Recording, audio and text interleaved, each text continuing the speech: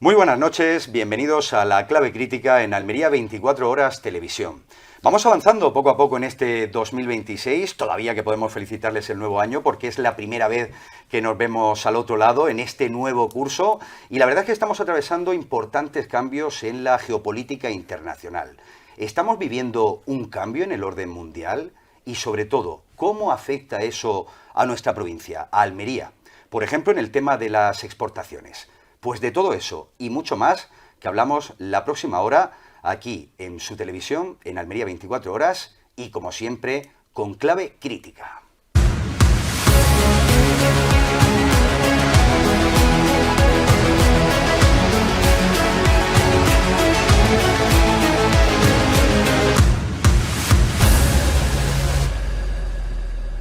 Pues nos la prometíamos felices, la verdad, en este 2026, pero poco empezaron a llegar, por ejemplo, los conflictos bélicos, con una guerra, aunque fuera relámpago en Venezuela, también con diferentes tensiones políticas, ahora en Irán, también hablándose de Groenlandia, y todo esto mezclado también con posibles nuevos acuerdos comerciales, como el que se rubricaba el pasado viernes, aunque todavía tiene que ser confirmado por el Parlamento Europeo, que se denomina Mercosur y que significa, en pocas palabras, abrir las fronteras comerciales con muchos países de Sudamérica. Hay cierto pánico, hay pavor, sobre todo en el sector primario de nuestro país, también del continente europeo. Aquí en Almería ya se habla de algunos productos que podrían ser sobre todo más dañados, ¿no?, por esa libre competencia, como podría ser el melón y la sandía. También a nivel de nuestro país pues sigue creciendo la polémica con un gobierno que en este caso ha negociado una posible modificación de la financiación de las autonomías con Esquerra Republicana, que curiosamente es un partido que ni siquiera tiene gobierno, está en la oposición en el Parlamento de Cataluña. Y aquí en Almería podemos hablar de esto porque ya se ha encargado incluso el Partido Socialista y su delegación de gobierno de decir que va a ser buenísimo para Almería. Bueno, quedaron atrás algunos conceptos como el de la solidaridad entre territorios. Está claro que hemos empezado un periodo electoral, por ejemplo, para Andalucía, así que mezclaremos todo esto y hablaremos hoy además con un experto, digamos, o un empresario que, bueno, sabe bastante de comercio internacional. Pero primero voy a saludar a mis míticos, a mis compañeros prácticamente desde el inicio de esta andadura televisiva.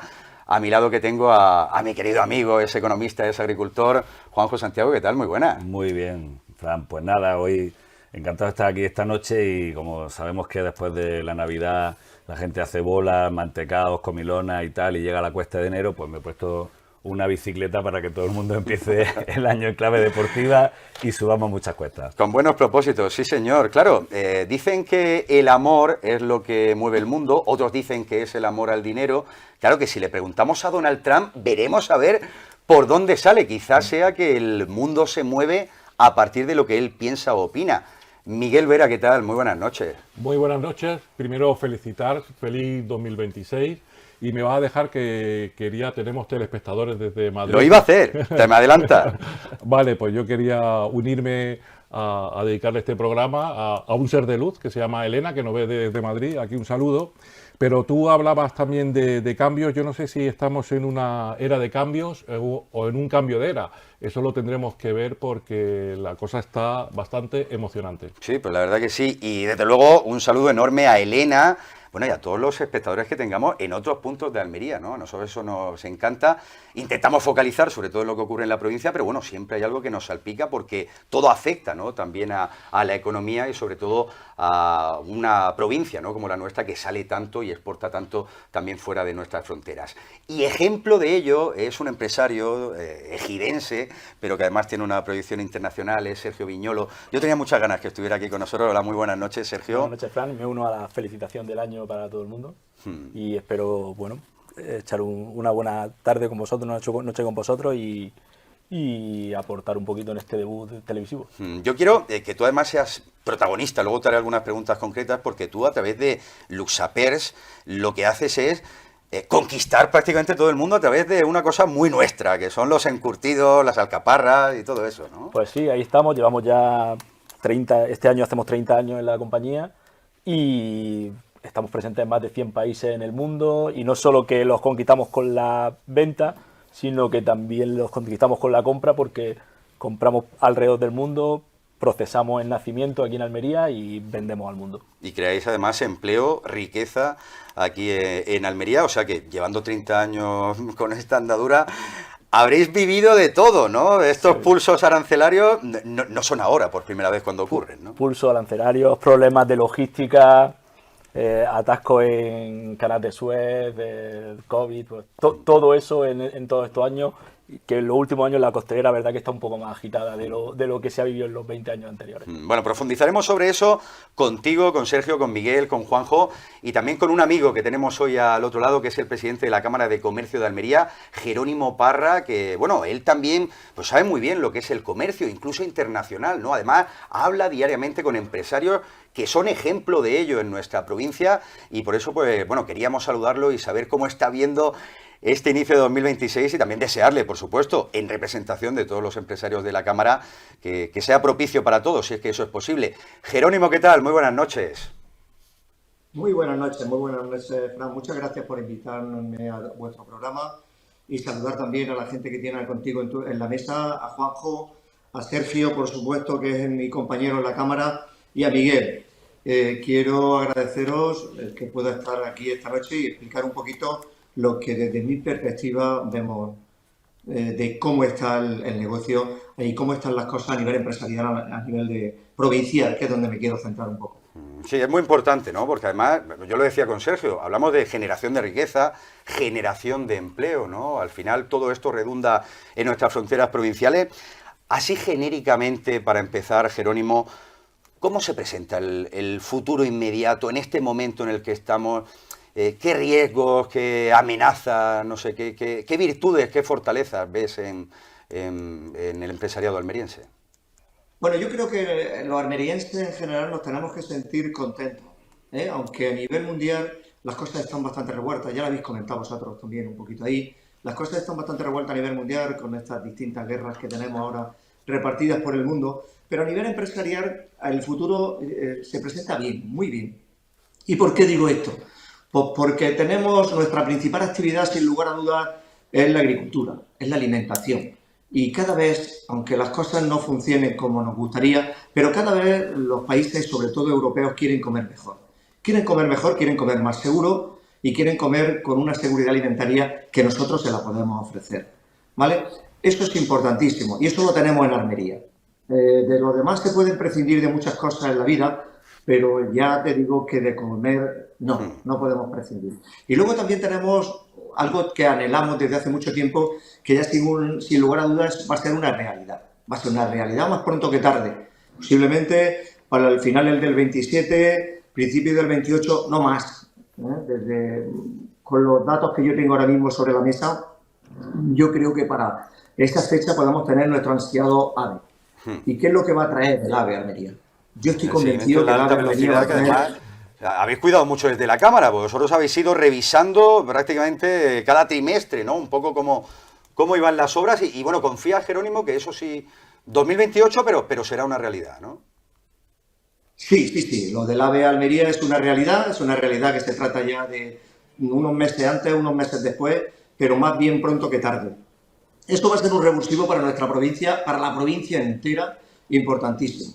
A nivel turístico y a nivel también de algo muy importante, que es lo que nosotros estamos haciendo mucho hincapié y en lo que siempre hemos justificado la llegada de este tren a Almería, es las mercancías. Las mercancías cada vez hay que ser más competitivos. Almería lo somos, más competitivos, somos muy competitivos, pero cada vez nos cuesta mucho más. Nos cuesta mucho más, tenemos muchas trabas, tenemos muchos problemas y el AVE va a ser lo que va a hacer que sigamos siendo muy competitivos. Para poneros unos datos sobre la mesa, os puedo decir que el transportar una lechuga puesta en Alemania, el 60% de su precio, del precio que tiene en Alemania, es transporte. El 60% de esa lechuga es transporte. Y este 60% que es transporte en la lechuga, la pongo como ejemplo, lo podemos aplicar a muchos más productos, una quinta parte se puede rebajar, transportando con tren. Con el tema del tren. Hay también Sí, perdón. Sí, te iba a decir también, respecto a la agricultura que has comentado, como de una de las grandes fortalezas, Jerónimo. Claro, yo comentaba el asunto de Mercosur. ¿Preocupa eso? Porque tú hablabas de seguridad alimentaria, de calidad alimentaria como nuestras grandes fortalezas. ¿Qué tipo de competencia puede ser Mercosur cuando tanto tiempo llevamos hablando, por ejemplo, de Marruecos entre competidores? La competencia puede ser importante, muy importante. Yo quiero contar también como anécdota, como algo que he vivido durante 12 años, casi 11 años y pico. Yo he tenido negocios en Paraguay y sé lo que se está produciendo. Sabéis que esta firma se va a producir en Paraguay, la firma entre la Comunidad Económica Europea y Mercosur se va a producir en Paraguay y allí se está produciendo ciertos productos con un coste mucho más reducido que el nuestro. Con lo cual la competencia va a ser bestial. Va a ser bestial para algunos productos, no nos olvidemos. A nuestros productos estrella, por así decirlo, por ponerle algún nombre que suene bien, en Almería, que todas las hortícolas, esos no van a tener ningún problema porque traer productos de ese tipo de Paraguay al mercado y que llegue con una calidad razonable, Claro, como la va a ser muy nuestra, difícil. va a ser muy difícil. Eso va a ser muy difícil, prácticamente imposible, ¿vale? Eso va a ser prácticamente imposible, porque hay una forma en la que se puede traer estos productos en el que sí serían competitivos a nivel de calidad, pero nunca de precio, y es transportando por avión, con lo cual sería imposible. Pero sí hay otros productos, como es la naranja, como es la sandía, como es el melón, productos que aguantan mucho más en un barco, productos que pueden venir refrigerados en un barco y que allí se pueden producir por una serie de circunstancias, que es obvio, ¿no? O sea, tienen una tierra magnífica, tienen una mano de obra muy barata y tienen algo importantísimo que nosotros aquí añoramos, que es un agua gratis de mucha calidad. Claro, claro. ¿Vale? Eso va a ser fundamental. Con lo cual, con esos ingredientes, el poder traer este tipo de producto a Europa, pues no es difícil ni complicado. Pero sí tenemos que ser conscientes de una cosa. O sea, no es lo mismo cortar una sandía, aunque aguante, o un melón, o una naranja, donde tienes que darle luego 20 y tantos días de barco, o 30 días de barco, depende de qué país venga. Que aquí que porque está si los viene dos de Paraguay... ¿Qué preocupa más a la Cámara de Comercio? ¿Lo que se haga, digamos, con las fronteras a nivel internacional, lo que estamos comentando, o lo que ocurre a nivel nacional? Que se habla de exceso de burocracia, se habla también de, bueno, en el caso de los autónomos que están hasta arriba, ¿no?, de una carga impositiva que prácticamente reduce al 50%, ¿no?, el total de los ingresos que generan. ¿Qué le preocupa más al empresariado? ¿Lo que ocurre fuera o lo que ocurre aquí en nuestro país? Sin lugar a dudas lo que está ocurriendo dentro de nuestro país. Sin lugar a dudas. Por una razón muy, muy importante. Es que el sector empresarial almeriense, me voy a centrar porque a nivel nacional prácticamente es lo mismo, el 98% son pequeñas empresas y autónomos. 98%. No nos olvidemos del dato. El 2% son grandes empresas multinacionales. Y de ese 98% de empresas, exportar, por desgracia, porque nos gustaría exportar mucho más, aunque somos una provincia muy exportadora, pero por desgracia nos gustaría exportar mucho más, como hace nuestro amigo Sergio Viñolo, que está en 100 y pico países. Nos gustaría que eso se extrapolara a muchísimas más empresas, pero por desgracia no es así. Y por eso nos preocupa mucho esa presión fiscal que están recibiendo nuestros autónomos,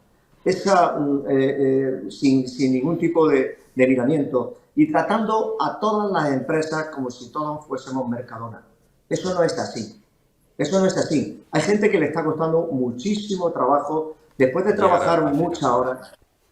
Yo entiendo que hay muchos trabajadores y lo entiendo y tampoco lo acepto ni me parece bien. Que hay muchos trabajadores que les está costando mucho trabajo llegar a final de mes y pagar todos sus gastos. Pero entender también que hay muchísimos empresarios, muchos autónomos, que les está costando tanto o más llegar a final de mes. Sí. Porque la presión fiscal que están recibiendo ahora mismo la pequeña empresa es bestial. Bestial. Y no nos olvidemos del dato que he dicho antes. 98% de las empresas son pequeñas y medianas. Sí, sí. Es tremendo el dato. Y bueno, aquí en Almería, que además lo habíamos abordado en un programa, con el mayor número de autónomos, digamos, en proporción, que tenemos en todo nuestro país. Una última cosa, Jerónimo, que nos está dando muchos datos y queremos comentarlos también aquí con los contertulios. Una sencilla, rápida, si es que se puede hacer. Usted ¿por qué apuesta, Jerónimo? ¿Por aranceles, por libre comercio? ¿Y qué le llega del empresariado almeriense? ¿En qué lado estarían, digamos, de la baraja? Sin lugar a dudas, el libre comercio, ¿no? El libre comercio. Y nosotros tenemos este ejemplo aquí en Europa, ¿no? O sea, nosotros podemos vender en 27 países de Europa nuestros productos. Imaginaros que esos 27 países tuvieran ahora mismo algún tipo de arancel para nuestros productos. Todavía nos lo pondríamos mucho más difícil de lo que lo tenemos. Que tenemos muchos problemas para nuestra infraestructura para llegar a los mercados. Tenemos muchos problemas tenemos un problema hídrico bestial, que no tenemos el agua que necesitamos. Y añadido a eso, también tenemos un problema que con el agua es que es carísima. Y eso hace que nuestra competitividad baje, que nuestros productos suban. Y con todo eso, somos seguramente, sin lugar a dudas, la provincia de Europa que mejor sabe gestionar el agua, que mejor sabe gestionar el clima y que mejor sabe gestionar muchísimas cosas para que eso se produzca. Con lo cual, yo soy de la opinión de que los aranceles solo acarrean limitación a los países. Pues está muy bien, ¿no? Y además verlo desde esa perspectiva, que por cierto, yo luego tocaré con Sergio Viñolo porque comentábamos un poco antes de empezar esta noche el programa, y es que muchas de esas opiniones, es verdad que él también lo desvelaba, ¿no? ¿Por qué pensar el riesgo de abrir un mercado en lugar de todo el horizonte también que puede ser un futuro, ¿no?, empresarial también para los almerienses? Jerónimo, que te enviamos un fortísimo abrazo, que muchísimas gracias por estar con nosotros en La Clave Crítica. Gracias a vosotros y espero que lo paséis muy bien y en cualquier momento que me necesitáis me tendréis siempre. Pues muchísimas gracias desde la Cámara de Comercio, que además está pues para todos los empresarios almerienses y los autónomos, por supuesto. Bueno, ¿por dónde empezamos? Si os parece, por Sergio, te ha clavado muchas de las cosas que decías, porque claro, muchas veces tememos lo que es diferente cuando a lo mejor puede ser un camino de oportunidades, ¿no? Lo comentábamos antes de empezar y al final es algo que creemos desde el empresariado. O sea, si tenemos la posibilidad de vender, de que te crezca un mercado y que no te ponga muchos impedimentos, al final tú te buscas la habichuela, por así decirlo, para llegar a ese mercado, para tener esas posibilidades. Cuando se habla de un tratado como este del Mercosur, solo vemos la parte de lo que pueden atacarnos. Nunca se ven las posibilidades que abre un mercado como ese, un mercado que está creciendo en población, que está creciendo en renta per cápita, que te abre un horizonte que no es el europeocentrismo occidental que está en decadencia, que pierde población, que pierde poder adquisitivo, y una cosa como esa lo único que puede hacer es desarrollarnos y hacernos crecer en un mercado que Estados Unidos tiene un montón de acuerdos de libre comercio con ellos y que nosotros no somos competitivos y no podemos llegar a ese tipo de mercado por los aranceles y por todas las trabas burocráticas que hay para trabajar allí. Registros de productos. Es que no solo arancel, es que para trabajar en determinados países hay trámites burocráticos para registrar por primera vez el producto para entrar en ese país que pueden durar años. Desde que envías la primera muestra hasta que te dan el registro para que tú ya puedas vender. En Perú, en Colombia, es terrible.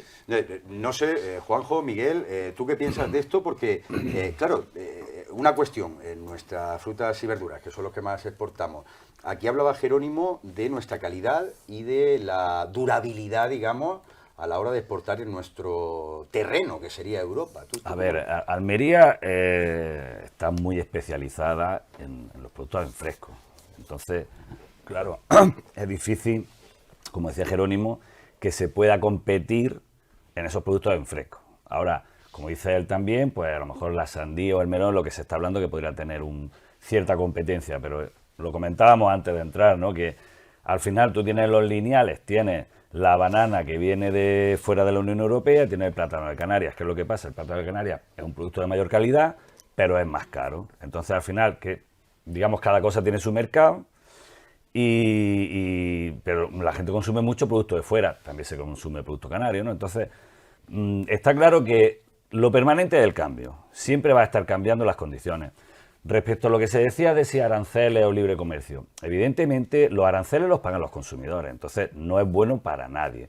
Y siempre que se establecen aranceles, lo que se intenta es proteger un sector económico en propio, digamos, concreto. ¿no? Claro, entonces, pero bueno, nosotros hablamos desde Almería que producimos una serie de cosas, pero al final el Mercosur es una cosa que afecta a toda la Unión Europea. Entonces, dentro del sector primario, pues eso pasa con todo. Habrá ganadores y perdedores, que a lo mejor nosotros podemos decir de Almería, bueno, como a nosotros no nos afecta, pues nos importa un poco menos, pero en realidad al final se está hablando de la comida que vamos a comer todos.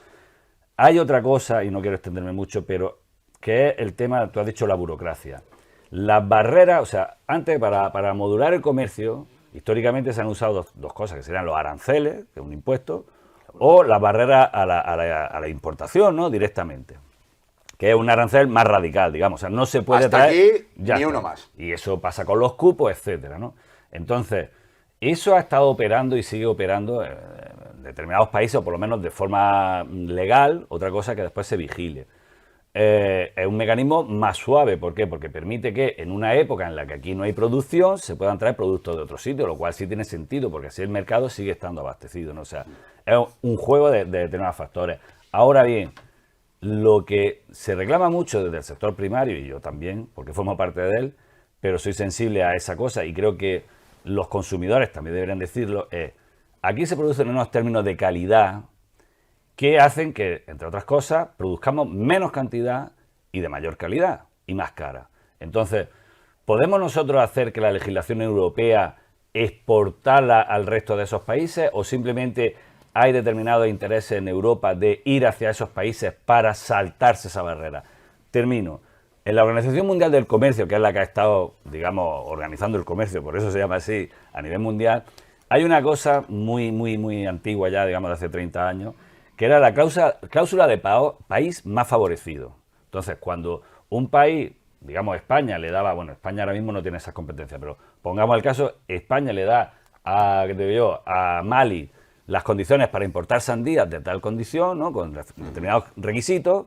Entonces, cualquiera del resto de países podía invocar esa cláusula de país más favorecido para decir, oye, si con Mali lo está haciendo, conmigo también.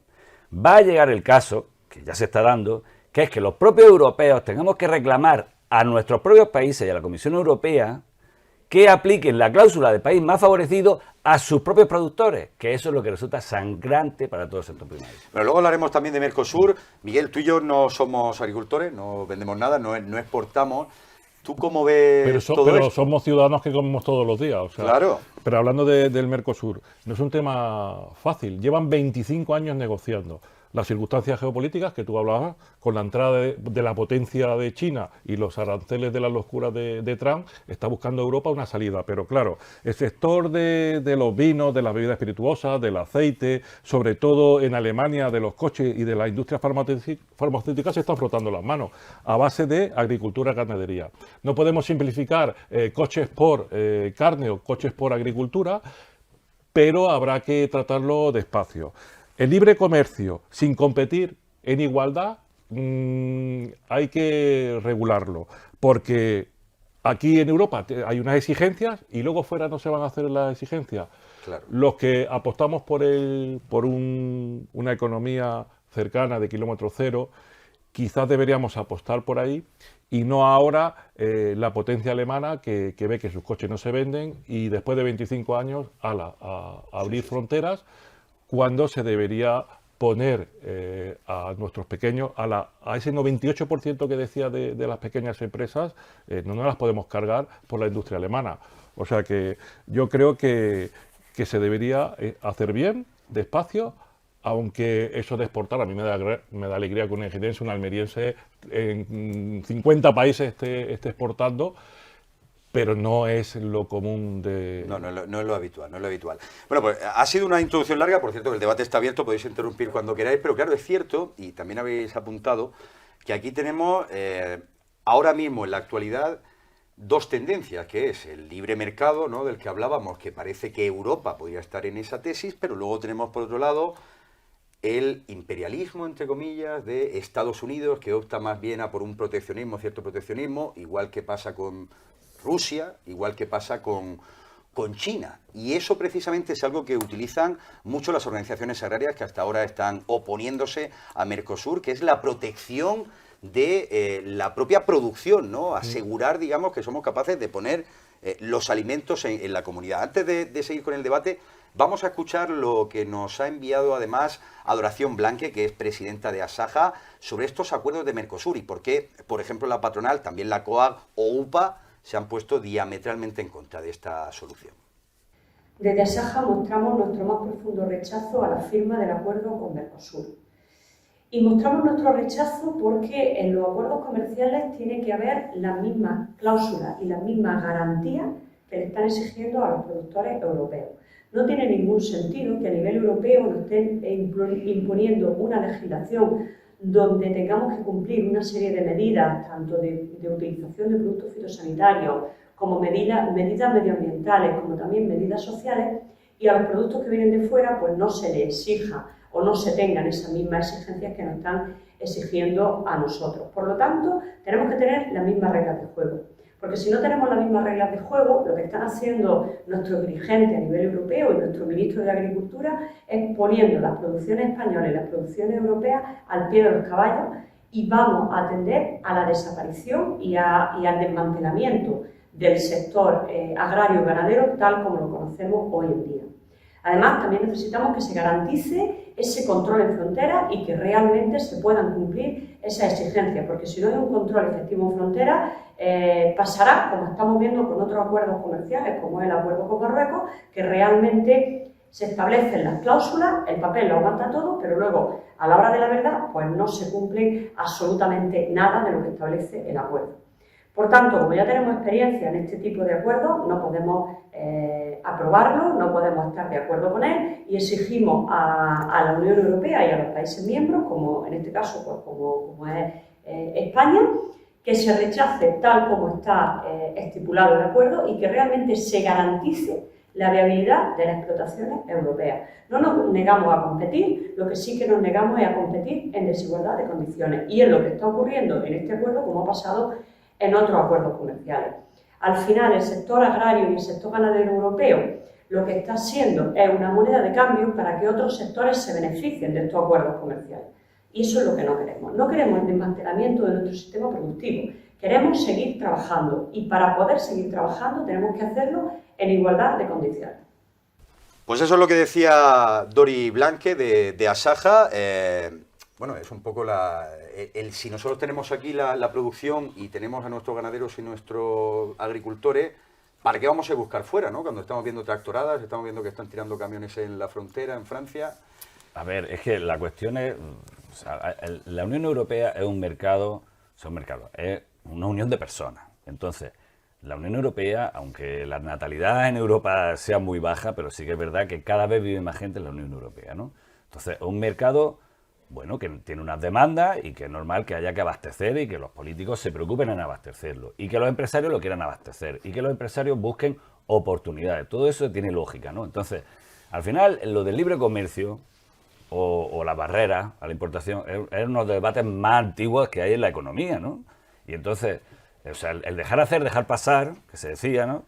Pues claro, ¿quién lo promovía? Lo promovía aquellos países que tenían ventajas competitivas con otros países. Es decir, Inglaterra, siglo XVII, XVIII y XIX, ¿no? Revolución industrial, ellos tenían un montón de tejido y un montón de cosas que vender al mundo, y entonces decía, oye, tenéis que quitar las barreras a la importación, porque así nosotros vendemos tejido, ropa, etcétera, barata, por eso el jersey se llama jersey, no se llama lana tejida, ¿sabes? Se llama jersey porque viene de jersey, ¿no? Entonces,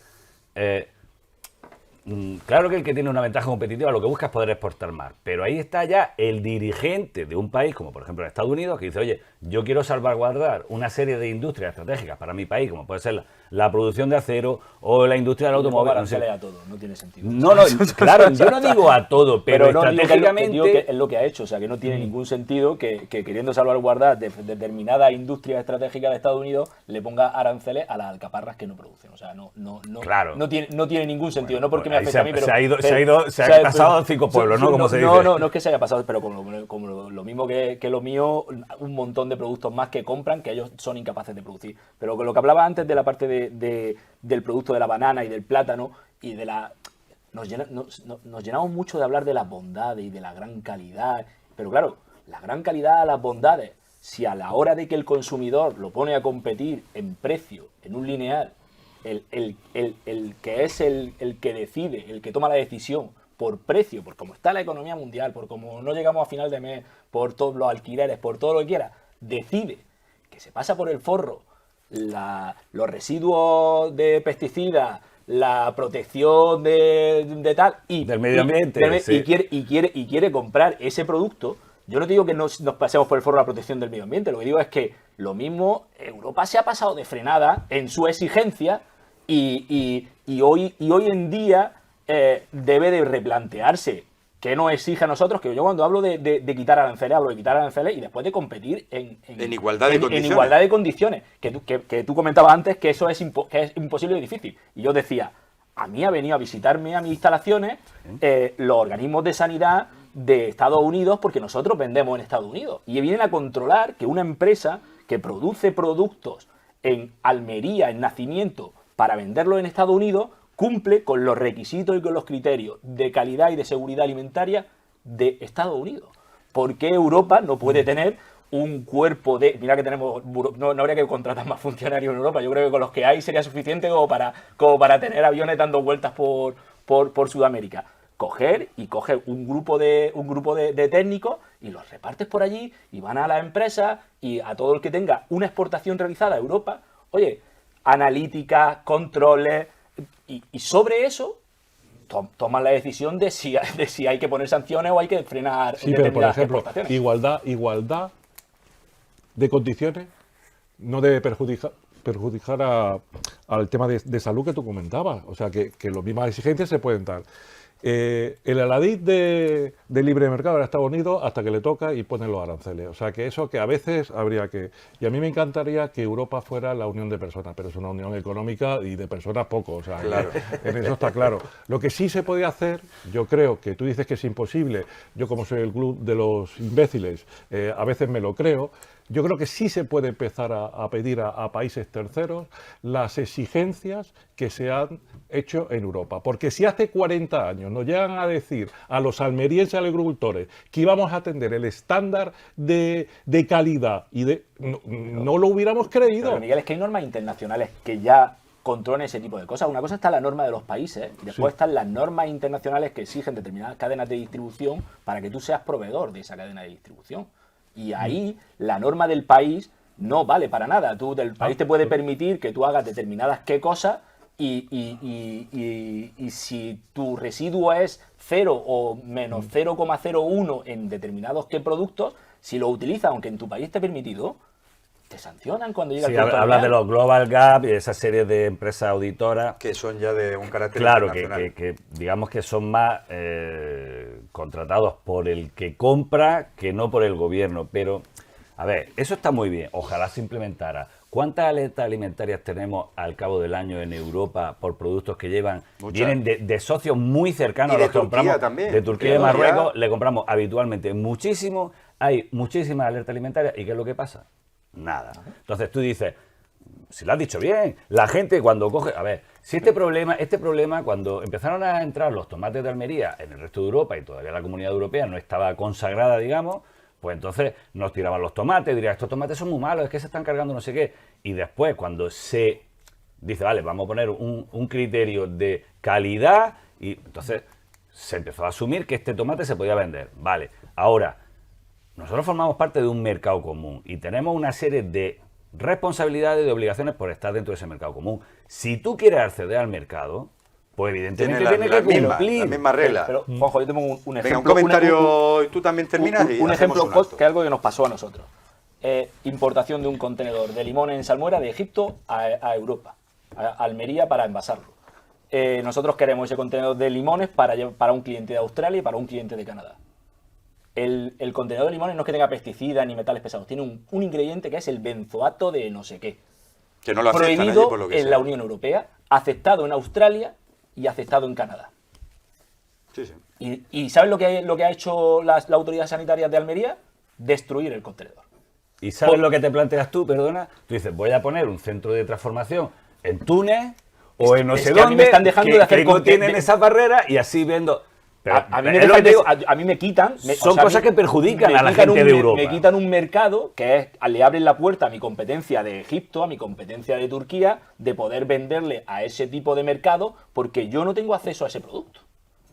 Claro, pero por eso hay demasiadas barreras a la producción y a todo, que después esa empresa que está en Turquía o que está no sé qué, Pero probablemente sea de capital europeo. El pasarse de frenada para mí es el benzoato de no sé qué. Si es malo para un europeo, ¿por qué no es malo para un australiano? Lo que se considera alérgeno de tercer grado en Europa es un alérgeno de primero o no es alérgeno en Estados Unidos. ¿Por qué hay esa diferencia? Unificado. A ver, Miguel, ¿algo más? ¿Algo que decir? Que la ciudadanía debe decidir. Y yo lo que sí le pido a la Unión Europea, que es una unión económica, es transparencia en las etiquetas. Y yo quiero saber si yo pagaría más si encontrara un sitio donde me vendieran pan, no chicle sí, de masa madre, del Mercadona. Si me venden pan, yo pago más. Pero me lo tienen que especificar. Es decir, no, esto no es de kilómetro cero, esto está tratado sin la calidad que exige. Yo me gustaría que al final le dieran la responsabilidad también a la ciudadanía. Y no ocultar con eso de azul, rojo, amarillo, tal, que todo es sano, todo es bio y nos la cuelan como quieren. Bueno, pues muchos debates abiertos también a qué intereses, que eso también subyace en las palabras que pronunciabais, las decisiones que tome Bruselas o la Unión Europea, si es a los intereses sociales, digamos, de su población, de sus productores, o si es de los intereses del capital, ¿no? O de la grande fortuna, o en este caso de las grandes centrales de compra. Venga, que vamos a hacer un pequeño alto en el camino y seguimos hablando, que todavía hay mucho más que hablar, por ejemplo, de financiación, ya que estamos con el dinero, autonómica, esa financiación que, bueno, tanto ruido está haciendo en los últimos días.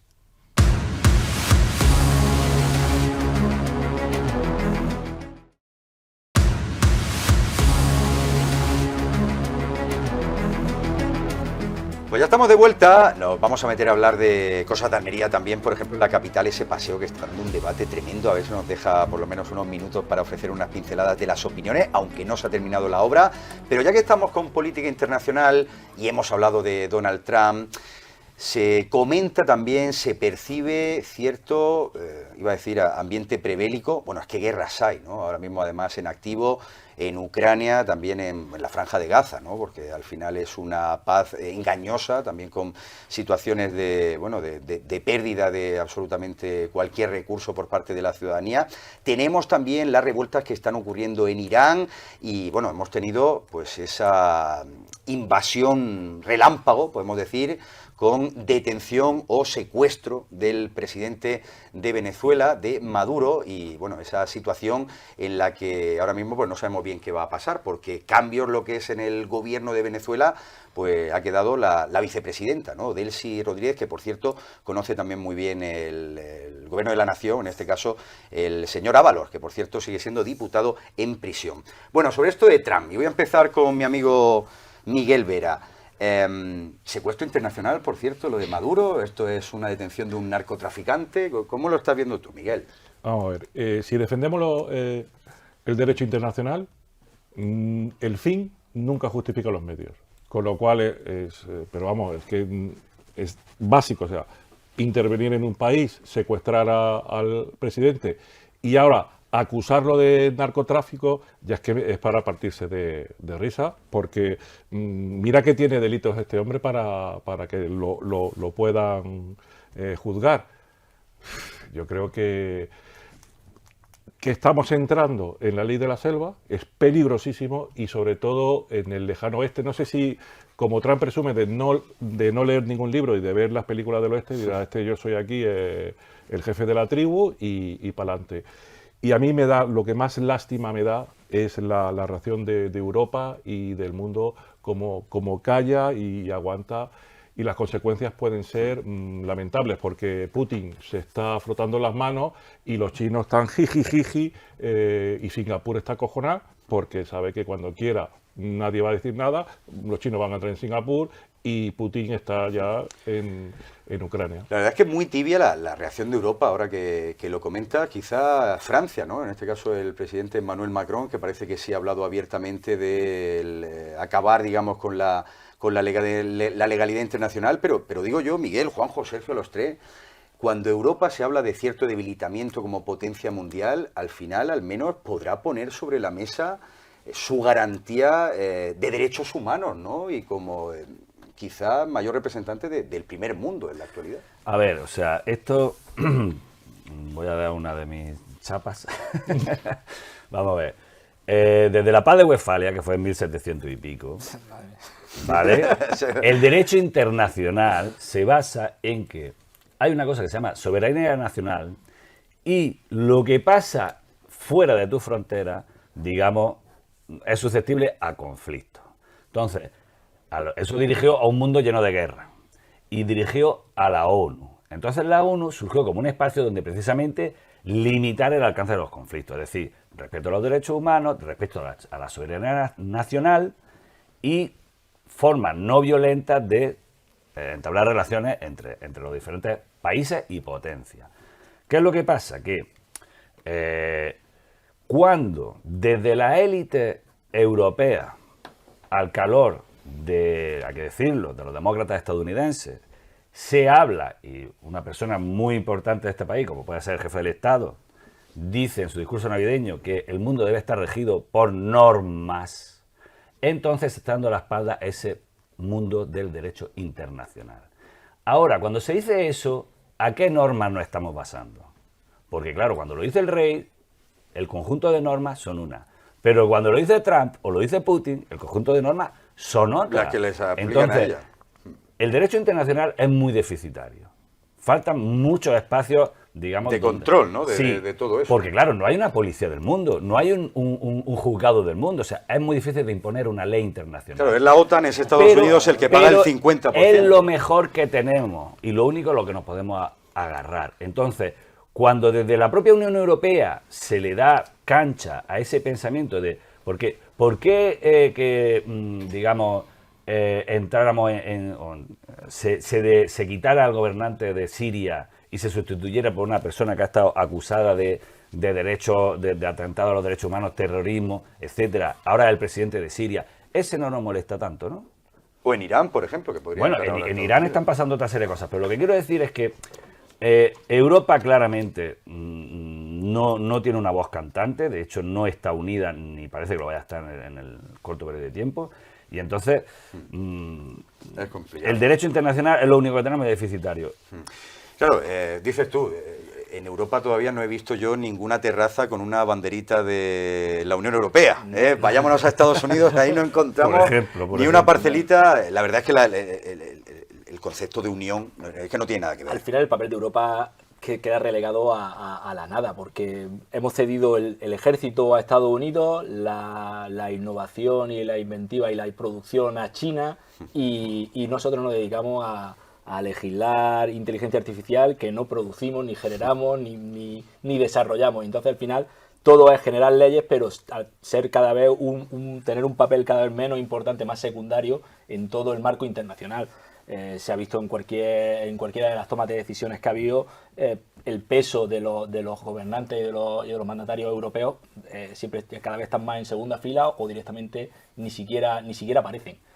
Con respecto a lo de Maduro, hombre, yo no creyendo que está todo lo bien que deba estar, lo que da rabia es que se ha quedado a medio camino y lo dice y se queda tan tranquilo porque cree que con los jugadores que ha dejado en el tablero le va a salir mejor la jugada que habiendo quitado ese gobierno. Habiendo quitado ese gobierno de verdad y habiendo dejado que el pueblo venezolano fuera el que decidiera sobre su futuro y sobre su destino. Sí, eso es un poco lo que asusta, ¿no? Que, bueno, ciertamente aquí habrá opiniones, pero Maduro tenía también muchísimos presos políticos, que además ahora se están liberando, hasta 119 parece ser que van a poder ver la libertad, habrá más de 1.000 o 2.000, está claro que tiene muchas cosas punibles, pero claro, lo que duele, y lo decía Miguel, es que él no esconde lo de los millones de barriles de petróleo que pretende, digamos, utilizar o comercializar el empresariado estadounidense. O sea, el problema de esto es que antes hablabais de policía del mundo,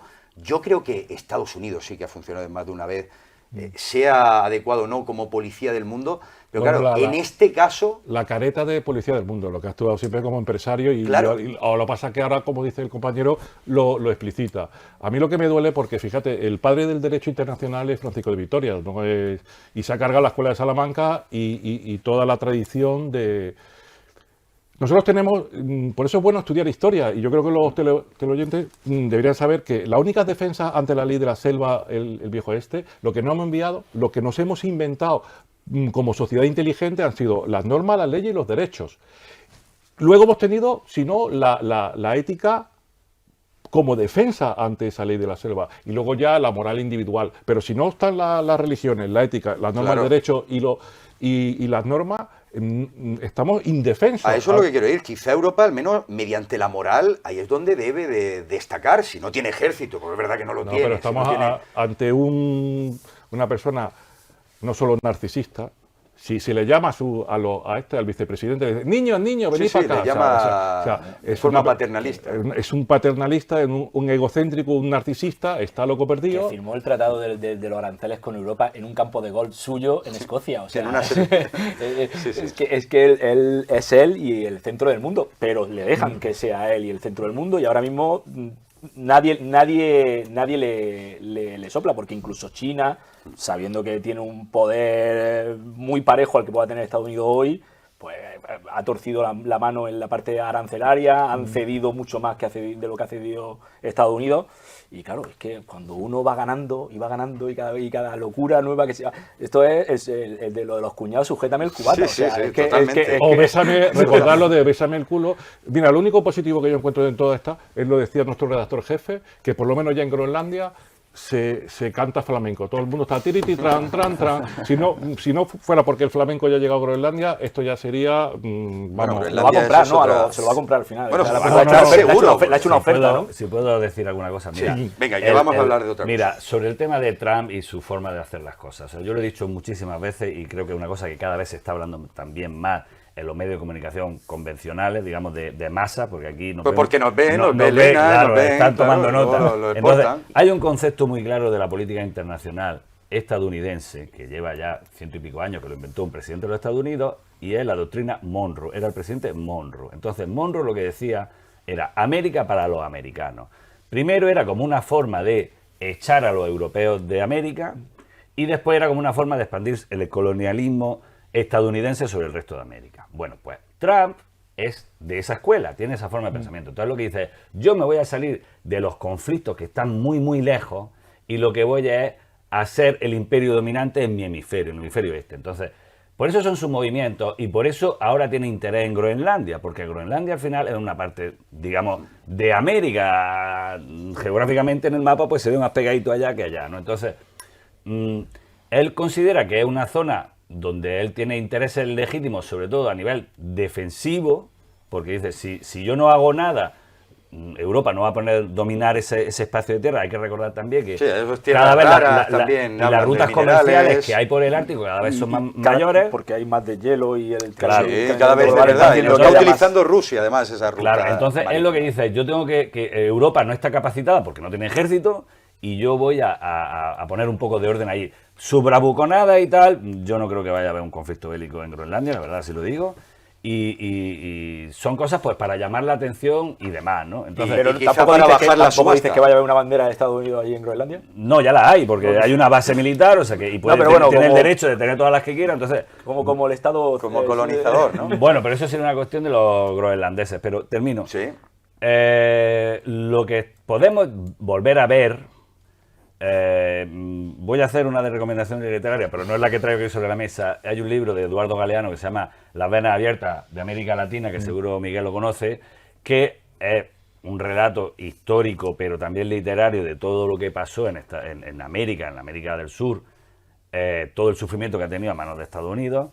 Y posiblemente Trump, hombre, no es que vaya a utilizar eso como manual, pero evidentemente lo que va a es poner los intereses de su país y de su empresa por encima de cualquier otra cosa.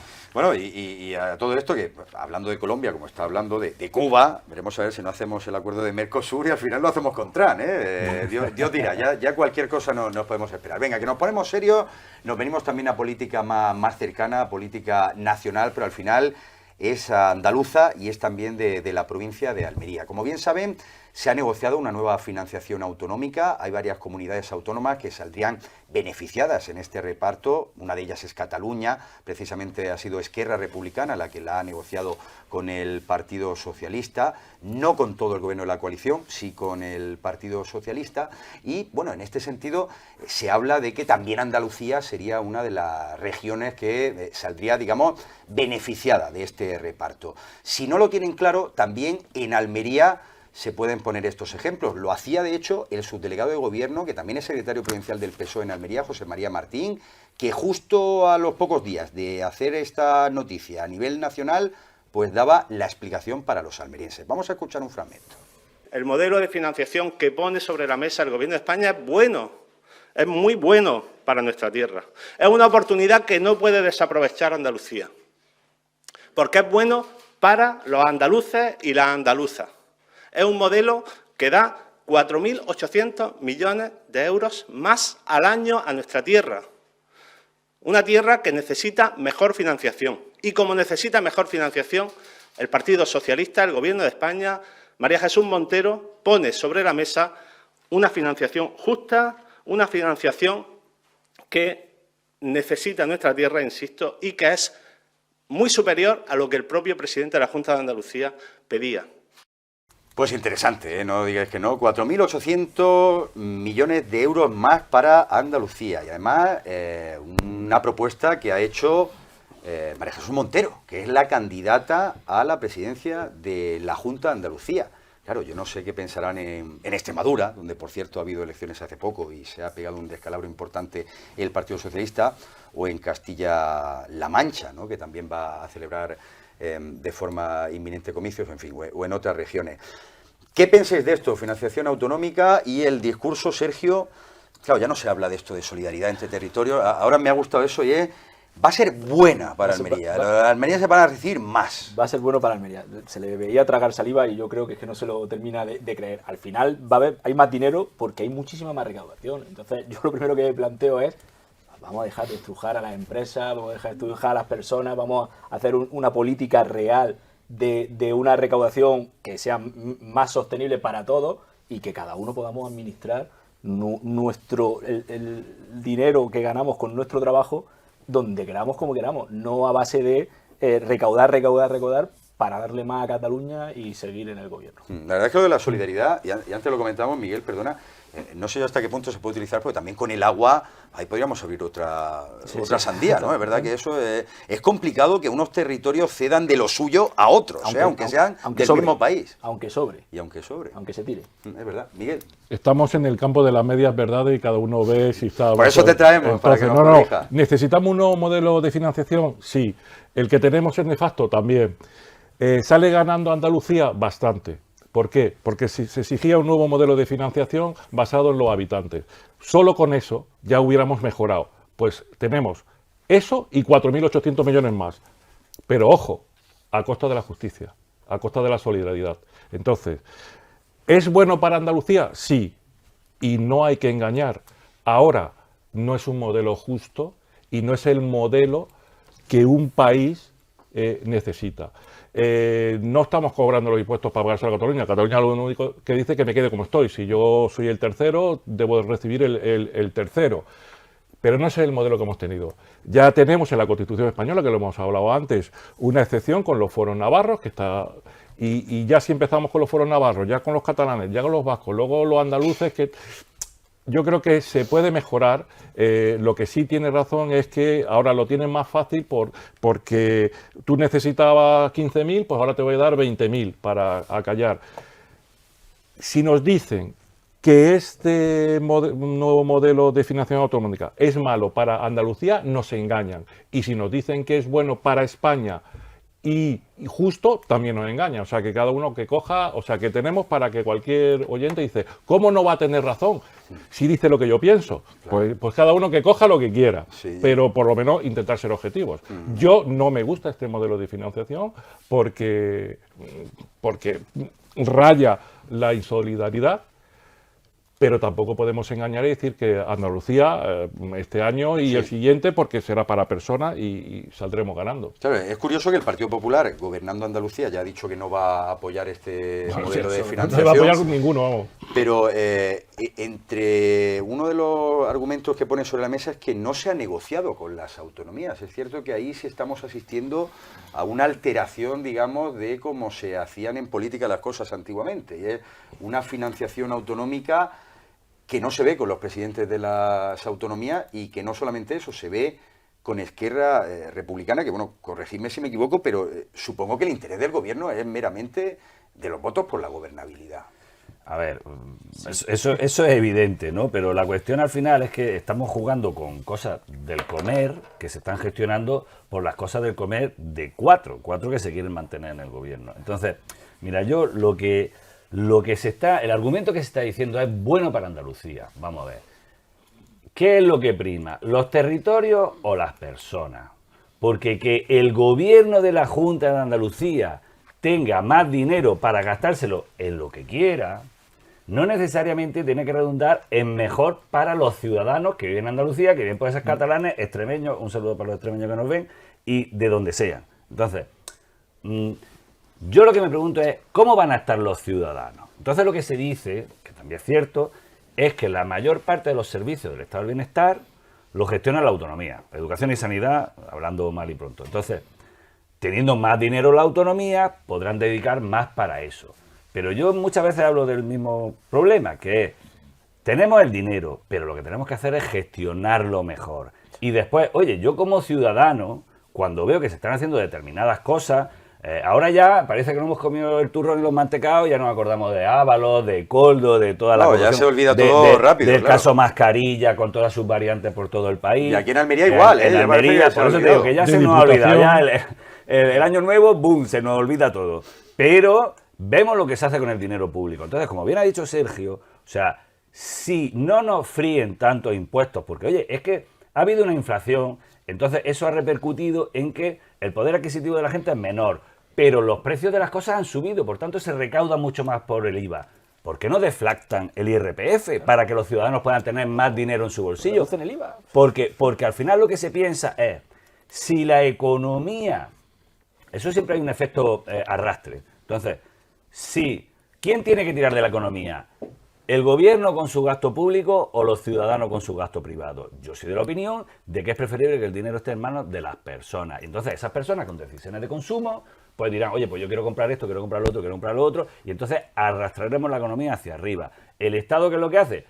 Cojo el dinero de la gente ya no puede consumir, y ahora yo digo, pues yo voy a crear tal y tal red clientelar, voy a dar tal servicio, porque esto los tengo que dar y tal, pero después voy a hacer todos los chiringuitos, voy a robar todo lo que me dé la Pues gana. Miguel quiere hablar de eso. Yo, si el dinero de la gente, bueno, el dinero de la empresa, el problema es que se fríe al pequeño, sobre todo al autónomo, y no se tiene la valentía de los grandes. Somos muy chulos con los pequeños y muy cobardes con las grandes con empresas. Ese 2%. Pero si empezamos a recortar, quiero saludar a los médicos, a los profesores y profesoras, al ejército, a los bomberos, y yo voy a Almería y eso a la autovía, y estoy muy feliz de tener una sociedad con esos servicios. A mí cuando se empieza a recortar me dicen, no, se lo vamos a quitar a la sanidad, se lo vamos a quitar. Ojo con eso. Nadie ha hablado de recortar. Es que no estamos hablando de recortar, nadie ha dicho recortar. Es que María Jesús Montero ha dicho, podemos replantearnos el nuevo sistema de financiación autonómica porque ahora recaudamos más. Claro. Y ha sido ella la que lo ha dicho. Ahora tenemos más dinero para repartir y como tenemos la mangarita del dinero, pues hacemos otra vez el plan E de Zapatero y nos ponemos a levantar cera para después volver a levantarla y meter una tubería. Porque tenemos la manguera de dinero que cuando el dinero no es de nadie, pues claro, a nadie le preocupa. Y ahí es donde yo digo que si dejamos al autónomo, a la empresa, al particular, le reducen la renta. Se está discutiendo, Miguel, que la subida del SMI tenga retención del IRPF o no. El año pasado hubo una polémica hasta el último segundo porque sí, pues al final lo que le subían... el nuevo tramo se lo llevaba.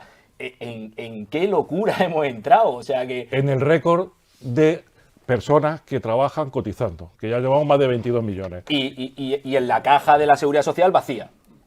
Pero Pero, oye, me está apasionando. Yo creo, estoy mirando aquí a Alejandro, lo vamos a dejar aquí. 30 segundos. 30 segundos. Mira, 30 segundos y mira. una rapidísima pregunta Vale. de si os gustan Sí, vale. las obras de La Puerta Puchera. Mira, Así que mira, venga, muy rápido. Juanjo. Lo que no he estudiado en profundidad el modelo nuevo de financiación, pero lo que me da a mí la impresión, porque dice María Jesús Montero, esto es fenómeno para todo el mundo porque hay más dinero para repartir, pero la ordinalidad es para Cataluña. ¿En qué consiste el principio de ordinalidad?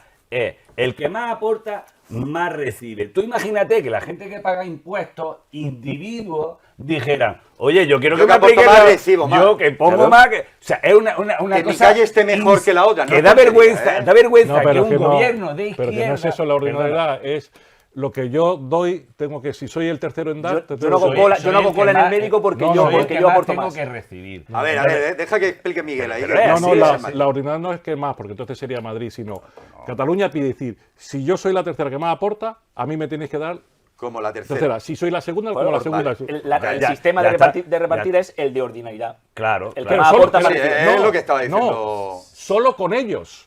Claro, Solo con ahí ellos. está la clave. Entonces, cuando, No con deje, todos. cuando deje de haber dinero en la caja, porque por ejemplo haya una recesión, el sistema de más dinero para la autonomía se acabó, pero oye, Cataluña va a seguir con su Claro, ordinalidad de claro, ellos yo sí. no voy a perder lo mío. Perfecto. Yo antes de que, porque este año va a comenzar recomendando un libro, yo tengo televidentes de, fíjate, nada más que tengo repartido, nos ven en Valencia. Nos verán también en Cataluña, ¿eh? O sea, que, Bueno, ojo. yo sé seguro que Un nos beso están viendo en para todos los Valencia, catalanes. en Sevilla, Un saludo. mi hija en Copenhague, Elena de Madrid y quién sabe más que nos vayan mandando en las redes. Oye, pues está muy bien, sí, ahí que nos localicen. Además, aquí Juanjo tiene hasta Instagram y Sergio seguro que también.